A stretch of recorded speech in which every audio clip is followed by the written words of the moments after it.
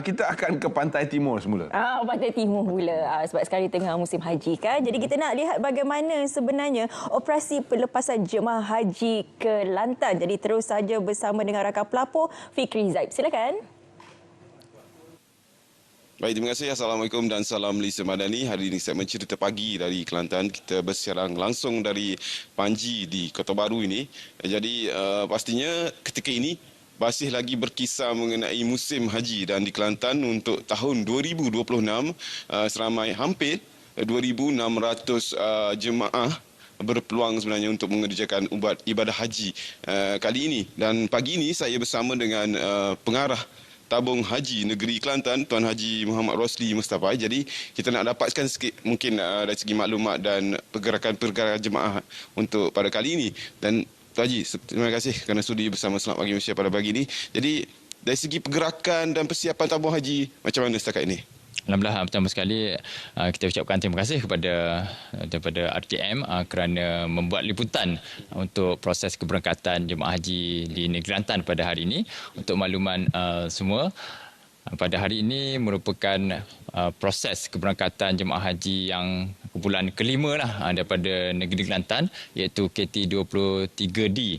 Jadi pada hari ini alhamdulillah kita menyantuni seramai 142 orang jemaah haji yang melapor diri di sini di Kompleks Islam Jupli Perak Sultan Ismail Petra, yang mana ada proses dalaman yang kita laksanakan sebelum jemaah haji berangkat dengan menaiki bas yang diiringi oleh pasukan trafik PDRM ke lapangan terbang Sultan Ismail Petra. Dan proses di airport Kota Baru nanti akan ada proses yang mana jemaah haji akan berangkat ke KLIA sebelum jemaah haji akan berangkat ke Tanah Suci ke Madinah nanti, insyaAllah. Jadi dari segi pematuhan ke semua jemaah haji ini, dan mungkin dah anggaran berapa persen dah mungkin jemaah keseluruhan dah bergerak ni, dan kita bila akan tarikh akhir kita akan terakhir untuk jemaah haji terbang ke sana?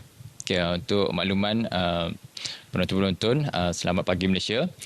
Daripada keseluruhan 31,600 jemaah haji di Malaysia, jemaah haji daripada Kelantan pada tahun ini berjumlah 2,595, hampir 2,600 jemaah haji yang telah terpilih menunaikan haji pada tahun ini.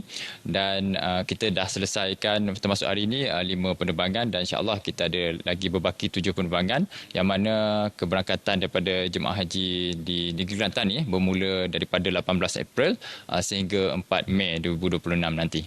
Jadi dari segi pematuhan setakat ini macam mana Tuan Haji? Jadi alhamdulillah segala dari segi pematuhan dan juga arahan-arahan yang telah dikeluarkan oleh tabung haji, kita dapati semua ahli keluarga, waris-waris yang menghantar jemaah haji, dan jemaah haji kita sebenarnya sangat excited, sangat teruja, dan juga kita pun rasa pelepasan jemaah haji ni satu event yang meriah untuk jemaah haji Kelantan, waris-waris, dan juga termasuk juga penduduk di sekitar Kota Baru yang sebenarnya ramai juga datang menghantar jemaah haji untuk proses keberangkatan jemaah haji. Jadi mungkin sedikit nasihat kepada jemaah-jemaah haji yang bakal jemaah haji ni, bagaimana Tuan Haji?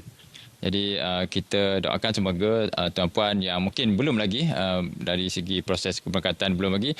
Jadi kita mohon supaya tuan-puan bersedia dapat membuat persiapan yang sebaiknya dan juga mendengar arahan-arahan yang telah dikeluarkan oleh tabung haji. Dan kepada waris juga mungkin saya juga boleh kongsikan, insya-Allah tuan-puan harap dapat bertenang, dan juga tuan-puan pun mungkin nak mengetahui perkembangan jemaah-jemaah haji kita di tempat lapor diri dan juga di lokasi di Tanah Suci sendiri, ibadat-ibadat yang dilaksanakan dan juga pergerakan jemaah-jemaah haji kita. Kita pun showkan supaya tuan-puan mengikuti sosial media tabung haji di Facebook, di TikTok, Instagram, yang mana kita pun kongsikan maklumat-maklumat semasa, terutamanya fokus untuk tabung haji.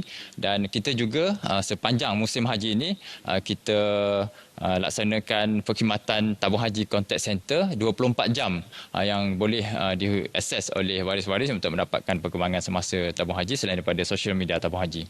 Terima kasih Tuan Haji kerana sudi bersama Selamat Pagi Malaysia pada pagi ini.